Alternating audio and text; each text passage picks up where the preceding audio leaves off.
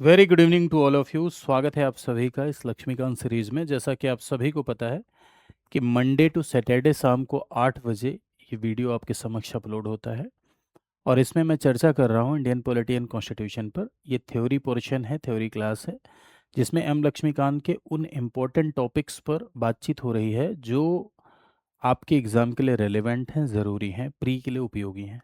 I hope आप सभी इस सेशन को एंजॉय करते होंगे। अगर आपको अच्छा लगता है तो आप अपने दोस्तों के मध्य से ज़रूर शेयर किया करिए। मैंने आपको बताया है, रोज़ एक बार ये बात बताता हूँ कि 2 क्लासेस मेरी चलती हैं यूट्यूब पर। एक सुबह 7 AM पर 20 मिनट शो अपलोड होता है और जिसमें मैं 4 सवालों के साथ आपको 40 बातें बताता हूँ।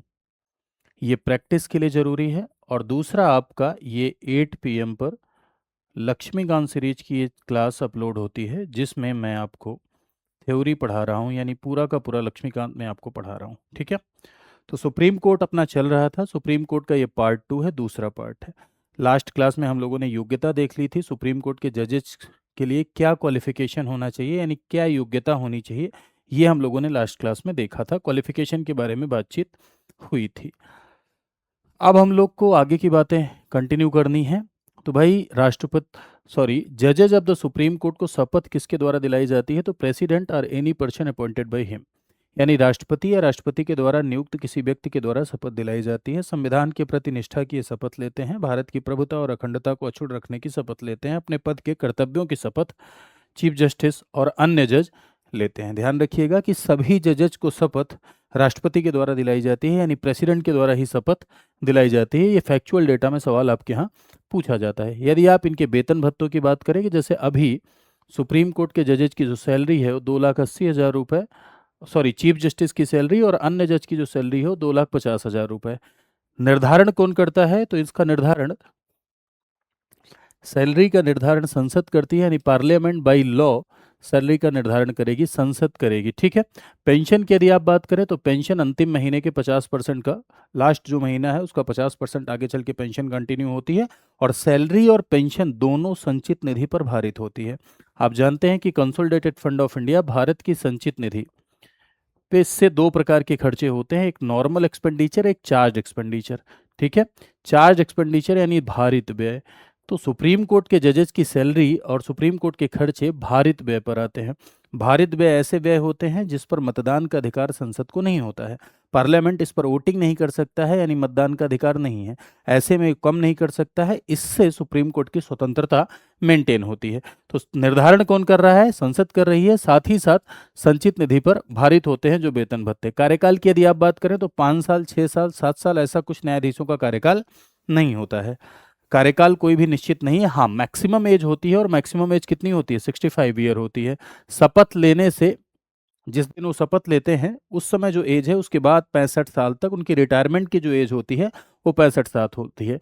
इसके दौरान, यानी अपने कार्यकाल के दौरान अगर अपना रिजिग्नेशन देना चाहे तो राष्ट्रपति को अपना रिजिग्नेशन दे सकते हैं, यानी राष्ट्रपति को अपना त्यागपत्र दे सकते हैं। कौन कौन सी स्थितियों में पद खाली हो सकता है? तो एक तो मृत्यु हो जाए तब पद खाली हो सकता है, दूसरा रिजाइन दे दें तब पद खाली हो सकता है, इस्तीफा दे दें राष्ट्रपति को तब पद खाली हो सकता है, तीसरा हटा दिया जाए तब पद खाली हो सकता है। एक रिटायर होने पर पद खाली होता है। तो हटा दिया जाए, क्या डायरेक्ट प्रेसिडेंट के द्वारा हटाया जा सकता है? जी नहीं दोस्तों, डायरेक्ट प्रेसिडेंट के द्वारा नहीं हटाया जाता है, बल्कि संसद विशेष बहुमत से प्रस्ताव पारित करके राष्ट्रपति को सिफारिश करती है।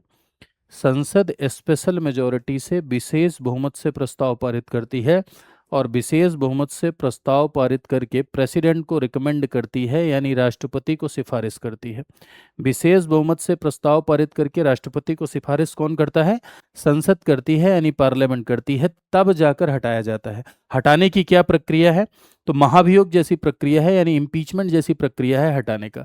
तो आइए देखते हैं क्या प्रक्रिया है। तो एक बार मैं आपको अपने शब्दों में बताता हूँ, फिर यहाँ पर जो लिखा है उसको हम लोग पढ़ेंगे कि आखिर ये क्या है, कैसे हटाया जाता है। तो देखो, सुप्रीम कोर्ट के जज को हटाने की प्रक्रिया ध्यान से सुनिएगा, क्योंकि बीच बीच में जितने भी पॉइंट्स हैं सब आपके यहाँ प्रीलिम में आते हैं, किसी न किसी रूप में प्रीलिम में पूछे जाते हैं। ठीक है। तो चलिए, तो सबसे पहले यदि सुप्रीम कोर्ट की किसी भी न्यायाधीश को हटाना है, जज को हटाना है, तो 2 कारण होते हैं। सबसे पहला कारण होता है मिसबिहेवियर, जिसे आप कहते हैं कदाचार, ये प्रूव होना चाहिए। इसीलिए देखो किताबों में लिखा रहता है सिद्ध कदाचार। सिद्ध कदाचार का मतलब है ये है कि अगर कदाचार प्रूव हो गया तो भ्रष्टाचार, अनैतिकता, ये सब इसी में आता है। दूसरा है आपका अक्षमता, इनकेपेसिटी।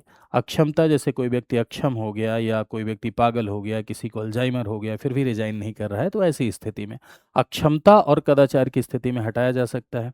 तो ये जो रिमूवल प्रोसेस है, यानी महाभियोग जैसी जो प्रक्रिया है, ये 14 दिन की पूर्व सूचना देकर, 14 डेज पहले नोटिस देना पड़ेगा, 14 दिन की पूर्व सूचना देकर ये प्रक्रिया महाभियोग की आप लोकसभा, राज्यसभा कहीं भी शुरू की जा सकती है। चाहे लोकसभा में शुरू करिए, चाहे राज्यसभा में शुरू करिए, ठीक है। किसी भी सदन में प्रक्रिया की शुरुआत हो सकती है, यानी आरोप, महाभियोग का आरोप या प्रस्ताव की शुरुआत किसी भी सदन में हो सकती है, चाहे लोकसभा चाहे राज्यसभा। हाँ, एक बात ध्यान रखना है कि यदि लोकसभा में शुरुआत करनी है तो 100 सदस्यों का समर्थन चाहिए, राज्यसभा में शुरुआत करनी है तो 50 सदस्यों का समर्थन चाहिए। लोकसभा में शुरुआत करनी है तो 100 सदस्यों का समर्थन चाहिए, राज्यसभा में शुरुआत करनी है तो 50 सदस्यों का समर्थन चाहिए। लोकसभा में 100 सदस्यों का समर्थन, राज्यसभा में शुरुआत करनी है तो 50 सदस्यों का समर्थन चाहिए। क्यों ऐसा क्यों हो रहा है? आरोप लगाने के लिए समर्थन क्यों चाहिए? क्योंकि कोई भी आदमी मुंह उठा के ना पहुंच जाए, हटाओ हटाओ हटाओ जज हटाओ, पता चला अपने निजी स्वार्थ के चक्कर में जज ही हटाने लग जाए, तो इसलिए ऐसा होता है। अब जहां प्रस्ताव शुरू हुआ है, जो भी इंट्रोड्यूसिंग हाउस है, इंट्रोड्यूसिंग हाउस का मतलब जहां प्रस्ताव आया है वहां एक 3 सदस्यीय जांच समिति बनती है। 3 सदस्यीय जांच समिति बनती है जो भी लगे आरोप का जांच करती है। 3 सदस्यीय जांच समिति में 2 जज होते हैं, एक कानून के जानकार ज्यूरिस्ट होते हैं। जांच में यदि आरोप सही पाए गए तो जिस सदन में जांच हुई है, जांच सही साबित हुई है, वहां स्पेशल मेजोरिटी, 368 वाला जो मेजोरिटी था, याद है, विशेष बहुमत, ये प्रेजेंट एंड वोटेड यानी उपस्थित और मतदान करने वालों का 2/3, और ये संख्या कुल के आधे से एक अधिक से कम नहीं होनी चाहिए, ये संख्या, ठीक है। तो स्पेशल मेजोरिटी यानी विशेष बहुमत से पारित होना होगा। अगर पारित हो गया तो नेक्स्ट हाउस जाएगा, दूसरा सदन जाएगा, दूसरे सदन में भी मेरे भाई स्पेशल मेजोरिटी से, यानी दूसरे सदन में भी विशेष बहुमत से, स्पेशल मेजोरिटी से पारित होना होगा। दोनों सदनों में इस विशेष बहुमत से पारित हो गया तो राष्ट्रपति के आदेश से हटेंगे। ये जो प्रस्ताव पारित किया जा रहा है, ये प्रेसिडेंट को सिफारिश की जा रही है, प्रेसिडेंट को रिकमेंड किया जा रहा है, हटाने के लिए राष्ट्रपति को सिफारिश की जा रही है।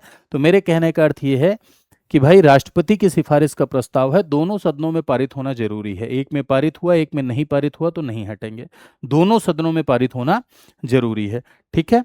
अब वही बात यहाँ पर लिखी हुई है जो बात मैंने आपको बताया। आज तक किसी भी जज को महाभियोग प्रक्रिया पूर्ण करके हटाया नहीं गया है। न्यायाधीश बी रामास्वामी के लिए आया था, लोकसभा में पारित नहीं हो सका था, ठीक है। इनके लिए ये एक एग्जाम्पल मैंने दिया। बेसिस क्या है? दुर्व्यवहार, इनकेपेसिटी, सिद्ध कदाचार, प्रूव्ड मिसबिहेवियर, ये थोड़ा सा अक्षमता इसका मतलब होता है भाई, ये गलत लिखा है, ठीक है। संसद में विशेष बहुमत से पारित होना होगा। विशेष बहुमत क्या है मैंने आपको अभी थोड़ी देर पहले बताया। तो ये हटाने की प्रक्रिया है जजेस की। अब यहां पर कुछ टर्मिनोलॉजी और है, ये भी सुन लीजिए। एक है acting chief justice, acting chief justice, ad hoc जज और रिटायर्ड जज। ये 3 टर्म ऐसे हैं जिससे रिलेटेड भी सवाल पूछे जाते हैं। क्या क्या? एक्टिंग चीफ जस्टिस, एडहॉक जज और रिटायर्ड जज। एक्टिंग चीफ जस्टिस अनुच्छेद 126 के तहत राष्ट्रपति के द्वारा इनकी नियुक्ति होती है। एक्टिंग चीफ जस्टिस कौन है भाई? ये चीफ जस्टिस अगर नहीं है, मुख्य न्यायाधीश का पद रिक्त है, तो ऐसे में कोई व्यक्ति होना चाहिए जो कार्यकारी मुख्य न्यायाधीश हो, क्योंकि भाई मुख्य न्यायाधीश का पद जरूरी है। क्यों? चीफ जस्टिस जो होता है ये मास्टर ऑफ रोस्टर कहलाता है। मास्टर ऑफ रोस्टर का मतलब ये है कि कौन सा केस किस बेंच के पास जाएगा, किस बेंच में कौन से जज होंगे, इस बात का निर्धारण कौन करता है? चीफ जस्टिस करता है। रोस्टर को डिसाइड चीफ जस्टिस करता है, इसलिए चीफ जस्टिस के पद का ज्यादा दिनों तक खाली होना ठीक नहीं है। ऐसे में अगर चीफ जस्टिस का पद खाली है तो कार्यकारी मुख्य न्यायाधीश की नियुक्ति की जाती है, एक्टिंग चीफ जस्टिस की नियुक्ति की जाती है। एक्टिंग चीफ जस्टिस की नियुक्ति राष्ट्रपति के द्वारा की जाती है। मुख्य न्यायाधीश का पद खाली है, अनुपस्थित है, असमर्थ है, तो ऐसे में राष्ट्रपति के द्वारा उन्हीं जो अन्य जज हैं, जैसे इस समय 1+33 है, तो 33 में ही एक को एक्टिंग चीफ जस्टिस बनाया जाता है। ये तब तक के लिए काम करते हैं जब तक मुख्य न्यायाधीश की नियुक्ति नहीं हो जाती, तब तक के लिए काम करते हैं। दूसरा, एडहॉक जज। एडहॉक जज अस्थायी कार्यकाल के लिए नियुक्त किए जाते हैं। ऐसे व्यक्ति जो सुप्रीम कोर्ट का जज बनने की योग्यता रखते हैं, उन्हें तदर्थ न्यायाधीश के तौर पर नियुक्त किया जाता है। तदर्थ एडहॉक आप जानते हैं, एडहॉक का मतलब जैसे एडहॉक पे लोग नौकरी करते हैं ना, तो टेम्पोररी पीरियड के लिए, तो ऐसे यहाँ भी टेम्पोररी पीरियड के लिए नियुक्त किए जाते हैं। यह नियुक्ति तब होती है जब सुप्रीम कोर्ट में बर्डन हो। मान लीजिए कि कोई बेंच बननी है, कोई पैनल बनना है, उसमें जजेस की संख्या कम हो, ठीक है, तो ऐसे में मुख्य न्यायाधीश के द्वारा इसका अनुरोध किया जाता है। ठीक है, संबंध मुख्य न्यायाधीश के द्वारा इसका अनुरोध किया जाता है तदर्थ न्यायाधीश की नियुक्ति का। इनकी जो नियुक्ति हो रही है वो चीफ जस्टिस के माध्यम से हो रही है। एक्टिंग चीफ जस्टिस की नियुक्ति राष्ट्रपति कर रहा था, इनकी नियुक्ति चीफ जस्टिस ऑफ इंडिया यानी भारत के मुख्य न्यायाधीश के थ्रू हो रही है। भारत का मुख्य न्यायाधीश इनके लिए क्या करता है, अनुरोध करता है। किनके परामर्श की जरूरत होती है भाई, तो जिस उच्च न्यायालय के जज को अस्थायी तौर पर एडहॉक जज के तौर पर नियुक्त हो रहे किया जा रहा है, उस उच्च न्यायालय के चीफ जस्टिस, जैसे मान लो इलाहाबाद हाई कोर्ट है, इलाहाबाद हाई कोर्ट के किसी जज को, इलाहाबाद हाई कोर्ट के किसी जज को एडहॉक जज के लिए सुप्रीम कोर्ट में नियुक्त किया जा रहा है, तो इलाहाबाद हाई कोर्ट के जो चीफ जस्टिस हैं उनका परामर्श और प्लस राष्ट्रपति की मंजूरी। तो एक बार समझिएगा, संबंधित उच्च न्यायालय के मुख्य न्यायाधीश से परामर्श और राष्ट्रपति की मंजूरी, consultation with the chief justice of the concerned high court and consent of the president. इसके बाद चीफ जस्टिस के द्वारा यह नियुक्ति हो रही है तदर्थ न्यायाधीश की यानी एडहॉक जज की। ठीक है, चलो नेक्स्ट पर आते हैं। ये है आर्टिकल 127 ऑफ द कॉन्स्टिट्यूशन। ये आर्टिकल पूछा जाता है, ध्यान रखिएगा। देखो, आर्टिकल 124 सुप्रीम कोर्ट के गठन से संबंधित था, नियुक्ति से संबंधित था। 125 वेतन भत्ते से रिलेटेड है। 126 एक्टिंग चीफ जस्टिस की नियुक्ति से रिलेटेड है। 127 आपने देखा एडहॉक जज से रिलेटेड है, और 128 रिटायर्ड जज से रिलेटेड आर्टिकल है आपका। तो रिटायर्ड जज की नियुक्ति देख लीजिए, रिटायर्ड जज को भी मुख्य न्यायाधीश के द्वारा अनुरोध ही किया जाता है। ठीक है, मुख्य न्यायाधीश किसी रिटायर्ड जज को उच्चतम न्यायालय यानी सुप्रीम कोर्ट या हाई कोर्ट के किसी रिटायर्ड जज से रिक्वेस्ट कर सकता है काम करने के लिए। कहां काम करने के लिए, सुप्रीम कोर्ट में काम करने के लिए। अब जाहिर सी बात है, ये कॉमन सेंस लगाइए, आपको यह स्पष्ट हो रहा होगा कि भाई तभी किया जाएगा जब बर्डन हो, तभी किया जाएगा जब जरूरत हो, जब किसी पैनल पे जजेस की संख्या नहीं है तब किया जाता है। रिटायर्ड जब सुप्रीम कोर्ट के जस्टिस के तौर पर दोबारा कार्य करते हैं तो टेक्निकली तकनीकी रूप से सुप्रीम कोर्ट के जज नहीं कहे जाते, लेकिन उन्हें सुप्रीम कोर्ट के जज की सारी शक्तियां मिलती हैं, सारे विशेषाधिकार मिलते हैं, लेकिन टेक्निकली वो रिटायर्ड जज ही होते हैं।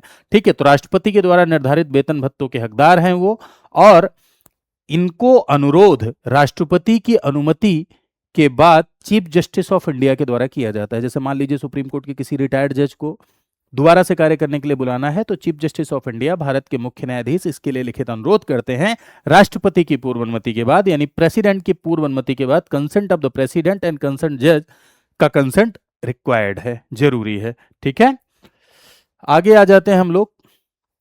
तो देखिए, सुप्रीम कोर्ट के स्थान की यदि आप बात करें तो आप जानते हैं कि सुप्रीम कोर्ट का स्थान क्या है, नई दिल्ली है। सुप्रीम कोर्ट का स्थान दिल्ली है, लेकिन राष्ट्रपति की अनुमति से मुख्य न्यायाधीश स्थान बदल सकता है। चीफ जस्टिस ऑफ इंडिया का ये पावर है कि राष्ट्रपति की पूर्व अनुमति से स्थान बदला जा सकता है।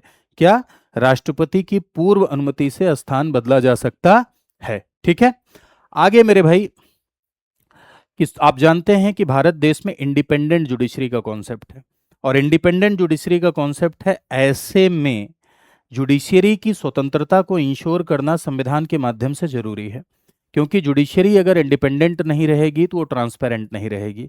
समान न्याय सुनिश्चित करने में फिर बड़ा चैलेंज आ जाएगा। भारत इतना अवेयर नेशन नहीं है, डेमोक्रेटिक कॉन्स्टिट्यूशनल अवेयरनेस इतनी ज़्यादा नहीं है अभी कि यहाँ कमिटेड जुडिशरी से काम चल जाए। इसलिए भारत देश में इंडिपेंडेंट जुडिशरी का होना जरूरी है। इससे पहले वाली क्लास में मैंने आपको बताया था कि आखिर क्यों भारत देश में स्वतंत्र न्यायपालिका जरूरी है।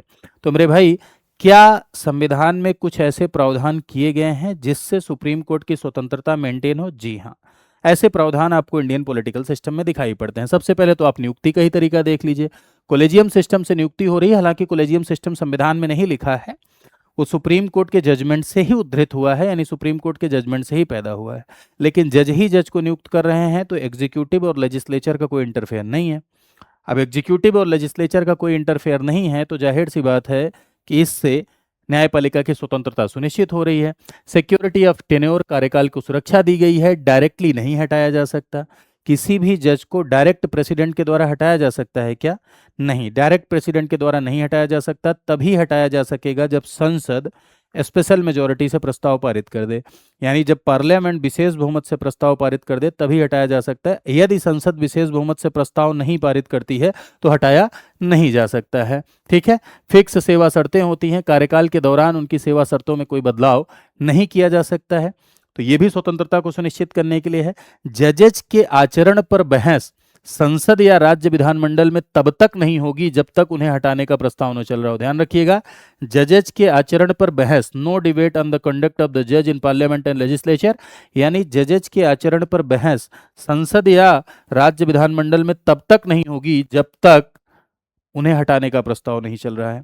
तो इससे भी स्वतंत्रता को इंश्योर किया गया है। न्याय क्षेत्र में, यानी सुप्रीम कोर्ट का जो क्षेत्राधिकार है, जो जुरिस्डिक्शन है, उस पर कटौती नहीं की जा सकती। बढ़ाया जा सकता है लेकिन उसमें कटौती नहीं की जा सकती है। इससे भी सुप्रीम कोर्ट की स्वतंत्रता को मेंटेन किया गया है।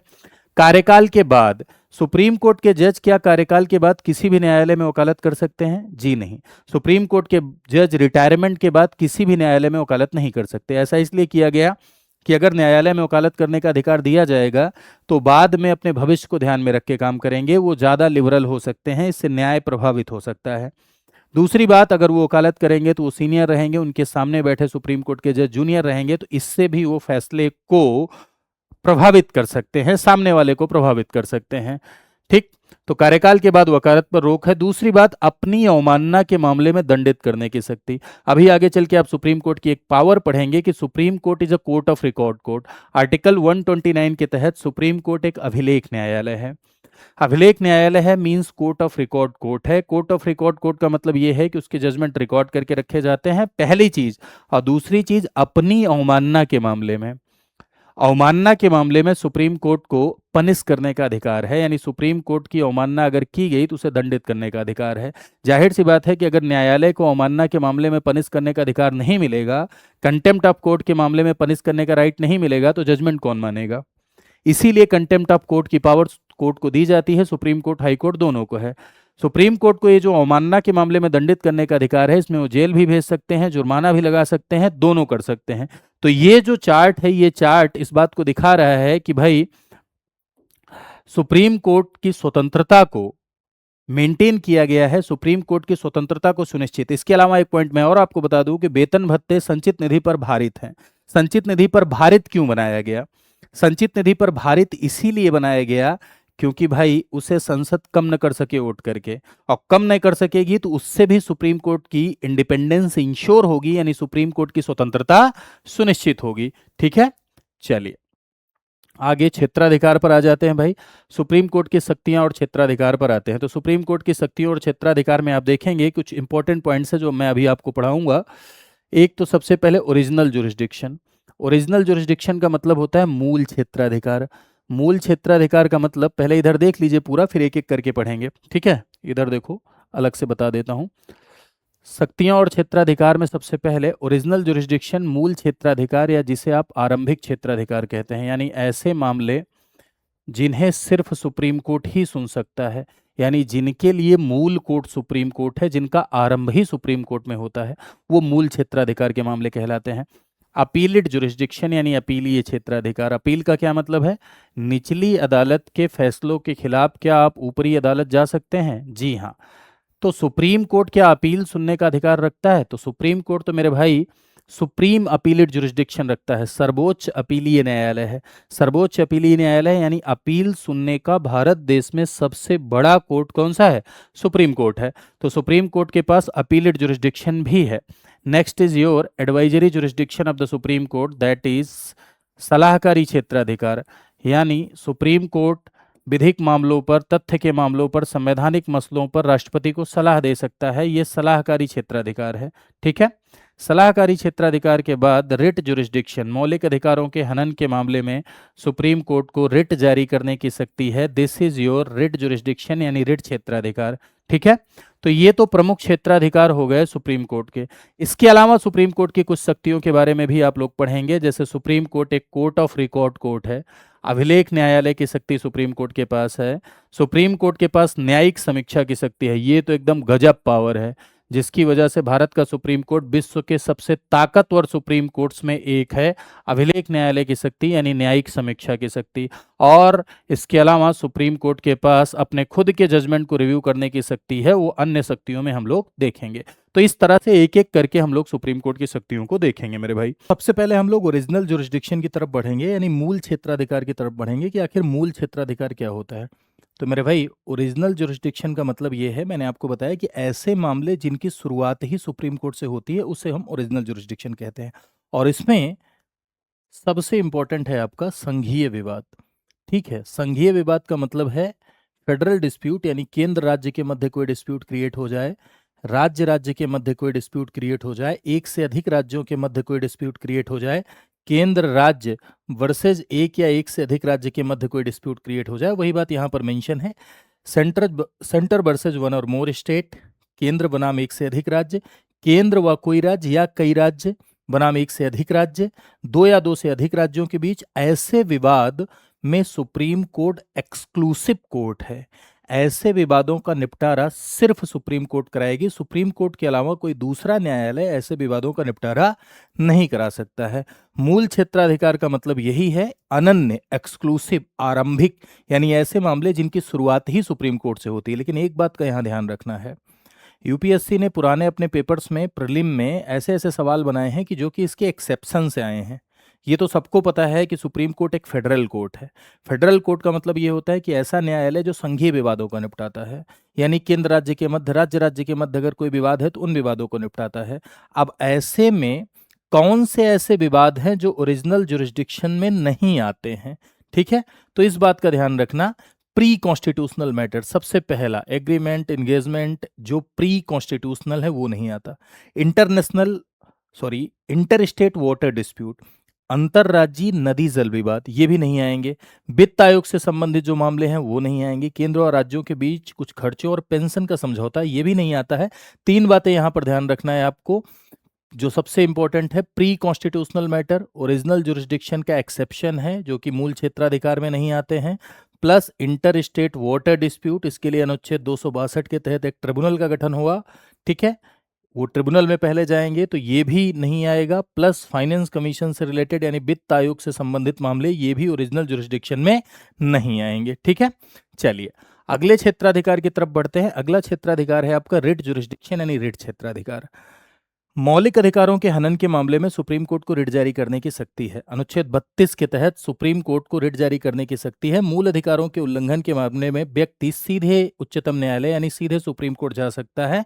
In case of violation of fundamental rights, a person can directly go to the supreme court. Article 32 की फर्स्ट क्लॉज यही कह रहा है कि मौलिक अधिकारों के हनन के मामले में डायरेक्ट सुप्रीम कोर्ट जाया जा सकता है। जब आप डायरेक्ट सुप्रीम कोर्ट जाते हैं तो under article 32 close 2 supreme court को ये पावर मिलती है कि सुप्रीम कोर्ट रिट जारी कर सकता है।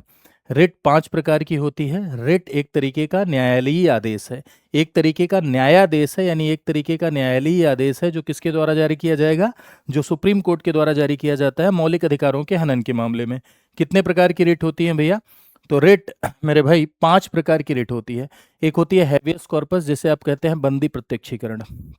हैबियस कॉर्पस तब जारी किया जाता है जब किसी व्यक्ति को इलीगल डिटेन किया जाए, किसी व्यक्ति को अवैध रूप से गिरफ्तार किया जाए, तब ये जारी किया जाता है। और इसका अर्थ होता है to have the body of, यानी बंदी को सशरीर प्रस्तुत करो। ये रिट के बारे में विस्तार से मैंने आपको पढ़ाया था, किसमें? मौलिक अधिकार चैप्टर में। लेकिन यहाँ पर एक बार मैं रिवाइज कर दे रहा हूँ कि अनुच्छेद 32 क्लॉज 1 के तहत आप डायरेक्ट सुप्रीम कोर्ट जा सकते हैं। सुप्रीम कोर्ट को अनुच्छेद 32 क्लॉज 2 के तहत रिट जारी करने का अधिकार है। 5 प्रकार की रिट है। सबसे पहली habeas corpus. Habeas corpus means कि मौलिक अधिकारों के यदि आपके फंडामेंटल राइट का हनन हुआ है, यानी अलग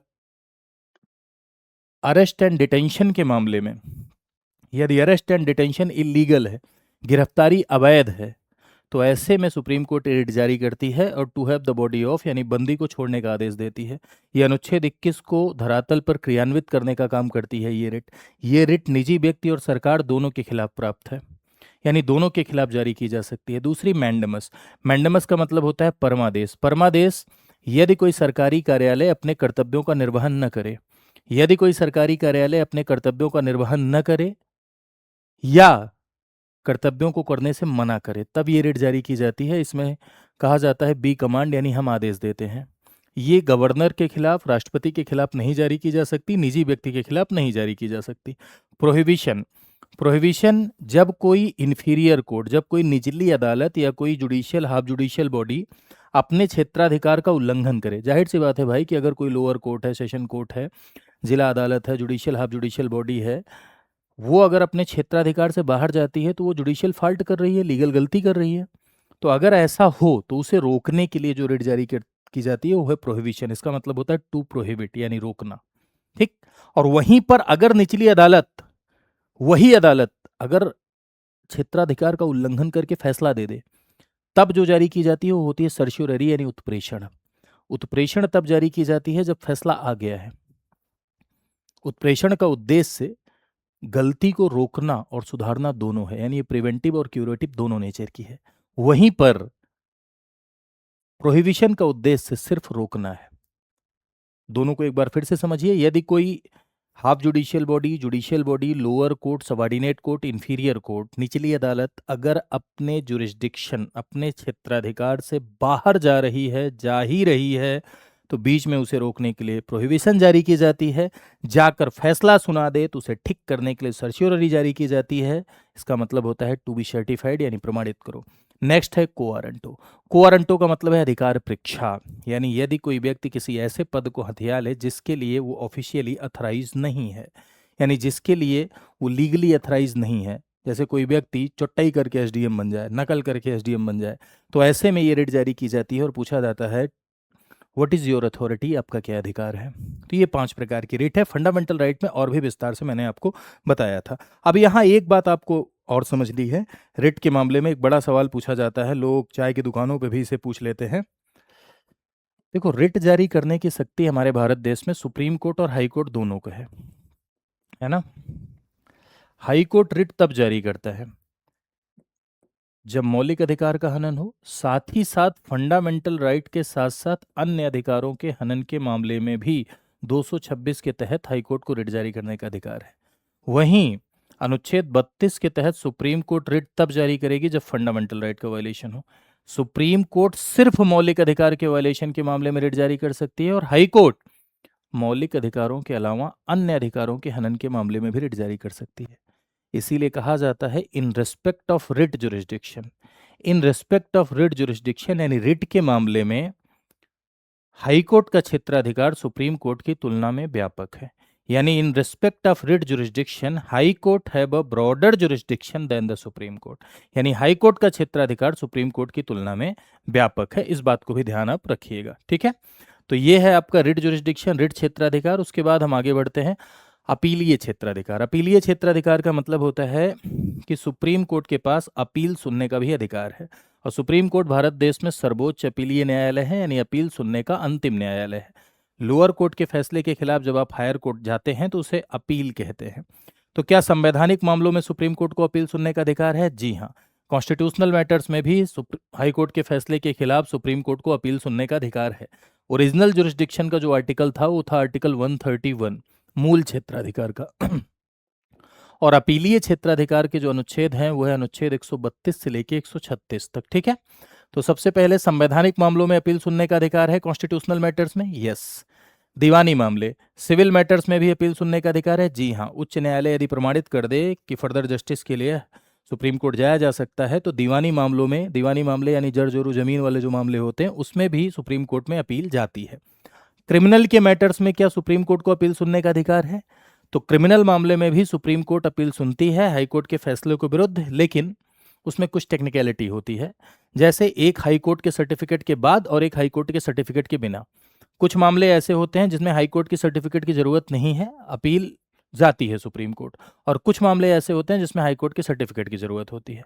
कौन से ऐसे मामले हैं जिसमें सर्टिफिकेट की ज़रूरत नहीं है, वो जान जाइए, फिर बाकी सारे मामलों में सर्टिफिकेट की ज़रूरत होती है।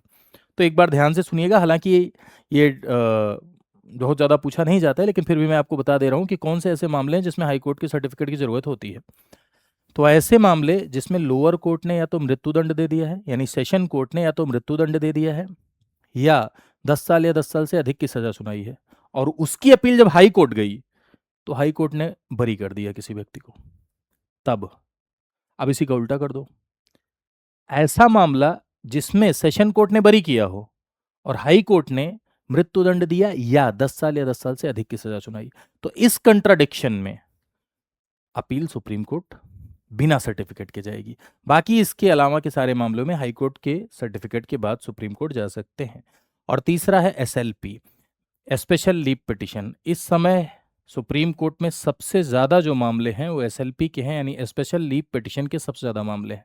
जब सारे रास्ते बंद हो जाएं, सुप्रीम कोर्ट जाने के जब सारे रास्ते बंद हो जाते हैं, कहीं किसी तरीके से, न तो अपीलिट ये सब अपीलीय क्षेत्राधिकार से, न 32 से, कहीं से जब नहीं जा सकते हैं, तो विशेष अनुमति से भी याचिका सुनने का अधिकार सुप्रीम कोर्ट को है। लेकिन इसके लिए सुप्रीम कोर्ट को आप प्रोसीजर दिखा के बाउंड नहीं कर सकते हैं कि भाई ये प्रक्रिया है, आपको सुनना ही पड़ेगा। बाकी मामलों में जो प्रोसीजर है उसे फॉलो करना पड़ता है सुप्रीम कोर्ट को, क्योंकि वो भी कानून से बंधा है, संविधान से बंधा है। लेकिन ये डिस्क्रेशन है सुप्रीम कोर्ट का, विवेक है, वो चाहे तो सुने और चाहे तो न सुने। अनुच्छेद 136 के तहत सुप्रीम कोर्ट को स्पेशल लीव पिटिशन सुनने का अधिकार है, यानी विशेष अनुमति से याचिका सुनने का अधिकार है। तो ये है सुप्रीम कोर्ट का अपीलीय क्षेत्राधिकार। एक बार फिर से सुनिएगा, संवैधानिक मामलों में सुप्रीम कोर्ट के पास अपील सुनने का अधिकार है, यस दीवानी, yes criminal, yes SLP, yes SLP का आर्टिकल 136 पूछा जाता है, ये इंपॉर्टेंट है। तो जितनी बातें एग्जाम योग्य थी जो प्री में पूछी जा सकती हैं वो मैंने आपको बताया, ठीक है। तो चलिए, इतना आई होप आप समझ गए होंगे। इसके बाद हम लोग आगे बढ़ते हैं अगले क्षेत्राधिकार पर। तो अगला क्षेत्राधिकार है आपका भाई advisory jurisdiction of the supreme court, यानी सुप्रीम कोर्ट का सलाहकारी क्षेत्राधिकार। सुप्रीम कोर्ट का सलाहकारी क्षेत्राधिकार यानी एडवाइजरी जुरिस्डिक्शन। अनुच्छेद 143 के तहत सुप्रीम कोर्ट को सलाह देने का अधिकार है विधि के मामलों पर, तथ्य के मामलों पर। राष्ट्रपति सुप्रीम कोर्ट से सलाह ले सकता है। ऐसा इसलिए हुआ क्योंकि भाई सुप्रीम कोर्ट संविधान का अंतिम व्याख्याता है, कानून का अंतिम व्याख्याता है। ऐसे में सरकार किसी भी प्रकार का कोई कानूनी गलती न करे, उससे पहले सलाह ले ले, इसीलिए ये अधिकार दिया गया। सार्वजनिक महत्व के मामले में, in the matter of public importance, fact के मामलों में, संवैधानिक मामलों में राष्ट्रपति सलाह ले सकता है, लेकिन राष्ट्रपति सलाह को मानने के लिए बाध्य नहीं है। तो क्या सुप्रीम कोर्ट सलाह देने के लिए बाध्य है? सुप्रीम कोर्ट सलाह देने के लिए बाध्य है? जी नहीं, सुप्रीम कोर्ट भी सलाह देने के लिए बाउंड नहीं है। Supreme court is not bound. लेकिन एक ऐसा मामला होता है जिसमें सुप्रीम कोर्ट सलाह देने के लिए बाध्य होती है। एक ऐसा मसला है जिसमें सुप्रीम कोर्ट सलाह देने के लिए बाध्य होती है, और यह है आपका प्री कॉन्स्टिट्यूशनल मैटर्स, यानी पूर्व संवैधानिक मामले। पूर्व संवैधानिक मामले यानी प्री कॉन्स्टिट्यूशनल मैटर्स। तो एक बार फिर से सुनिए, मैंने आपसे क्या कहा कि सलाहकारी क्षेत्राधिकार अनुच्छेद 143 के तहत सुप्रीम कोर्ट से राष्ट्रपति सलाह ले सकता है, लेकिन राष्ट्रपति सुप्रीम कोर्ट की सलाह मानने के लिए बाध्य नहीं है, न तो सुप्रीम कोर्ट सलाह देने के लिए बाध्य है, विधिक मामलों पर, तथ्य के मामलों पर, सार्वजनिक महत्व के मामलों पर, फैक्ट के मामलों पर। लेकिन एक ऐसा मसला है जिसमें सुप्रीम कोर्ट सलाह देने के लिए बाध्य होती है, वो है प्री कॉन्स्टिट्यूशनल मैटर्स, यानी पूर्व संवैधानिक मामले, जिस मामले पर सुप्रीम कोर्ट क्या है, बाध्य है। क्लियर बात? तो this is the advisory jurisdiction of the supreme court. तो आपने यहां पर कौन कौन से क्षेत्राधिकार देखे? मूल क्षेत्राधिकार, संघीय विवाद, ऐसे विवाद जो केंद्र और राज्य के मध्य, राज्य के मध्य है। अपीलीय क्षेत्राधिकार, सुप्रीम कोर्ट को अपील सुनने का अधिकार है अनुच्छेद 131 के तहत।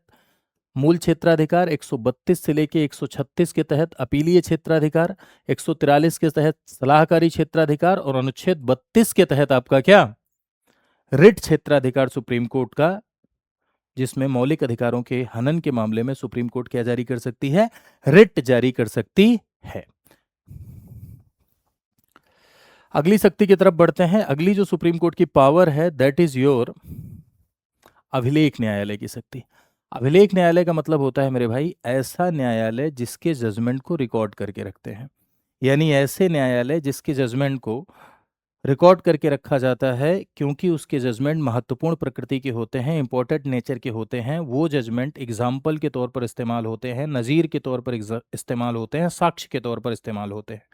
तो अनुच्छेद 129 के तहत सुप्रीम कोर्ट भी कोर्ट ऑफ रिकॉर्ड कोर्ट है। इसकी कार्यवाही और फैसले सार्वकालिक अभिलेख यानी इटरनल मेमोरी में क्या रिकॉर्ड करके रखे जाते हैं। ठीक, रिकॉर्ड करके इसीलिए रखे जाते हैं क्योंकि इंपॉर्टेंट नेचर के होते हैं। भविष्य में देखो, देखते हो ना, जब भी कोर्ट रूम ड्रामा की मूवी देखो तो वकील कोर्ट करते हैं कि इस फैसले में सुप्रीम कोर्ट ने ये कहा था, इस जजमेंट की लाइट में ऐसा होना चाहिए। तो सुप्रीम कोर्ट के जजमेंट कैसे हैं? एज अ लॉ वर्क कर रहे हैं, एज अ साक्ष्य वर्क कर रहे हैं, उदाहरण नजीर के तौर पे इस्तेमाल हो रहे हैं, इसीलिए उसे इटर्नल मेमोरी में, शाश्वत स्मृति में रिकॉर्ड करके रखा जाता है। तो कोर्ट ऑफ रिकॉर्ड कोर्ट का पहला मतलब तो ये है। दूसरा, ऐसे कोर्ट जो कोर्ट ऑफ रिकॉर्ड कोर्ट है, उन्हें अपने अवमानना के मामले में दंडित करने की शक्ति है, अपनी अवमानना के मामले में पनिश कर सकते हैं, कंटेम्प्ट ऑफ कोर्ट के मामले में दंडित करने की शक्ति है, जुर्माना लगा सकते हैं, जेल भेज सकते हैं, या दोनों कर सकते हैं। कंटेम्प्ट ऑफ कोर्ट क्या होता है मेरे भाई? तो देखो, दो तरह का कंटेम्प्ट होता है, एक होता है सिविल कंटेम्प्ट, एक होता है क्रिमिनल कंटेम्प्ट। सिविल कंटेम्प्ट का मतलब ये होता है कि जैसे आप कोर्ट के फैसले को नहीं मानते हैं, आदेश को नहीं मानते हैं, जजमेंट को नहीं मानते हैं, इसकी अवहेलना करते हैं, तो वो सिविल कंटेम्प्ट है। क्रिमिनल, न्यायालय को आप बदनाम करते हैं, न्यायिक प्रक्रिया में किसी भी प्रकार का बाधा उत्पन्न करते हैं, न्याय प्रशासन को आप रोकते हैं, किसी भी प्रकार की टीका टिप्पणी करते हैं, तो ये क्या है? ये क्रिमिनल कंटेम्प्ट है। इन दोनों मामलों में सुप्रीम कोर्ट पनिश कर सकती है, जुर्माना लगा सकती है, दोनों में से कोई भी कर सकती है। तो this is the power of court of record. ये कोर्ट ऑफ रिकॉर्ड कोर्ट की पावर है। क्लियर बात? चलिए, आई होप इतना आपको समझ में आया होगा। नहीं समझ में आया है तो एक बार दोबारा से देखिएगा, बिल्कुल समझ में आ जाएगा। 2x पे करके देखिएगा और लक्ष्मीकांत से रिवाइज भी करिएगा, और जरूर कमेंट सेक्शन में बताइएगा कि आपको सेशन कैसा लगा। अगर आप कमेंट में लिखते हैं तो उससे एक एनर्जी मिलती है। ठीक है, कुछ ना कुछ जरूर लिखा करिए। तो चलिए, इसके बाद एक इन्फॉर्मेशन और ले लीजिए कि भैया, अगर आप पूरी की पूरी कंप्लीट प्रिपरेशन हमारे साथ जुड़ के करना चाहते हैं तो इस समय होली के अवसर पर हमारा स्टडी IQ प्रोग्राम आपके लिए ऑफर भी लेकर आया है, होली हंगामा ऑफर, जिसमें ऑनलाइन कोर्सेज में आपको मिल रहा है 55% का डिस्काउंट। लेकिन इस डिस्काउंट को अवेल करने के लिए आप कोड यूज करिए VL लाइव। पूरी की पूरी सारगर्भित अप्रोच की प्रिपरेशन के लिए, यानी प्री मेंस इंटरव्यू तीनों की तैयारी के लिए हम एक प्रोग्राम चलाते हैं। उस प्रोग्राम का नाम है आरंभ, और इस समय चल रहा है अपना आरंभ 21, जिसमें प्री मेंस की कंप्लीट प्रिपरेशन आपको कराई जाती है, प्लस इंटरव्यू गाइडेंस प्रोग्राम पूरी तरीके से फ्री रहता है। प्री मेंस की कंप्लीट प्रिपरेशन में हम आपको 1100 प्लस घंटे की क्लास देते हैं, इंटरव्यू गाइडेंस प्रोग्राम फ्री देते हैं, मेंटोरशिप देते हैं, 4 साल की वैलिडिटी देते हैं, करंट अफेयर मैगजीन देते हैं, एक फाउंडेशन कोर्स, एक प्री का कोर्स, एक मेंस का कोर्स, एक NCERT कोर्स और एक MCQ मल्टीपल चॉइस क्वेश्चन का कोर्स आपको फ्री देते हैं। इसी के साथ ज़्यादा जानकारी के लिए मैं आपको एक नंबर दे रहा हूँ, इस नंबर पे आप कॉल कर लीजिए, मेरा नाम बताइए कि मैं विपुल सर की क्लास से हूँ, आपको पूरी की पूरी फ्री में काउंसलिंग मिलेगी। ठीक है, 9289996923। बैचेज के बारे में इंफॉर्मेशन मिलेगी, सारी की सारी जानकारी मिलेगी, जो भी आपकी क्वेरीज हैं उन क्वेरीज का पूरा आपको समाधान मिलेगा। खुद से यदि आप देखना चाहते हैं तो आप चले जाइए studyIQ.com पर, गूगल पे जाइए, लिखिए StudyIQ इस तरह से www.studyIQ.com। यहाँ पर जब आप जाएंगे तो पॉपुलर ऑनलाइन कोर्स में जाइए, स्टेट PCS पे क्लिक करिए, उत्तर प्रदेश पे क्लिक करिए, और उसके बाद उत्तर प्रदेश पे जब आप क्लिक करेंगे देन ये आरंभ 21 पे क्लिक करिए, और यहाँ जाके डाउनलोड करके पूरी की पूरी जानकारी आप ले सकते हैं। बाय नाउ पे जाइए, मोबाइल नंबर इंटर करिए, OTP डालिए, कोड लगाइए और बैच में एनरोल करिए। लेकिन उससे पहले बैचेस के बारे में पूरी जानकारी पढ़िए। 2 तरह के बैच है, गोल्ड, एक प्लेटिनम। गोल्ड में क्या है कि पूरा का पूरा कंप्लीट सिलेबस आपको पढ़ने को मौका मिलेगा। 4 फीचर मिलते हैं, लाइव क्लास 1100 प्लस घंटे की, mentorship, current affair magazine, interview guidance programme, 2 साल की वैलिडिटी, ये गोल्ड है।